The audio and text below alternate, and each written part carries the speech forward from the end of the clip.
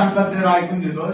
शूद्राशिवाय हिंदू संस्कृतीने आणखी 3 सामाजिक वर्गांना जन्म दिला असून त्यांच्याकडे जेवढे लक्ष द्यावयास पाहिजे होते तेवढे देण्यात आलेले नाही. ते 3 वर्ग म्हणजे गुन्हेगार समजलेल्या जमाती यांची लोकसंख्या सुमारे 2 कोटीच्या जवळपास, म्हणजे 1948 साली आम्ही 2 कोटी होतो.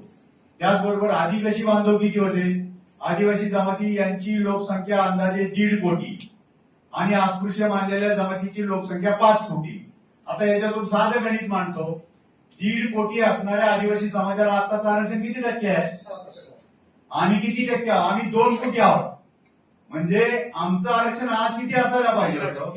11% आरक्षण असायला पाहिजे.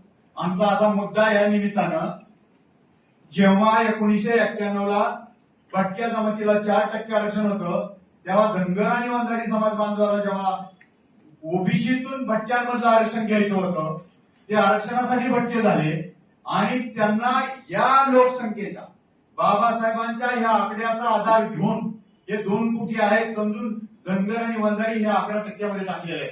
आमचा दावा आहे हे असणार 11% हे आमचंच आहे. कुणी अभ्यास केला धनगर आणि वंजारी समाजाचा? त्यांचा कुठल्या संस्थेचा अहवाल आला आणि त्याच्या आधारे तुम्ही त्यांना 3.5%, 2% आरक्षण दिलं? द्यायचं तर तुम्ही द्या, किती द्यायचं ते.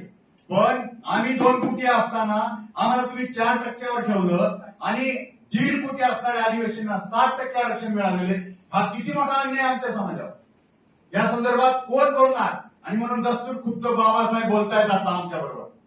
बाबासाहेब सांगतात तुम्ही 2 कोटी आहेत, तुमचं 11% आरक्षण आहे, घ्या आणि लढा. हा बाबासाहेबांनी आम्हाला आदेश दिलेला आहे. म्हणून आम्ही आता लढाई रस्त्यावर उतरलेलो आहोत.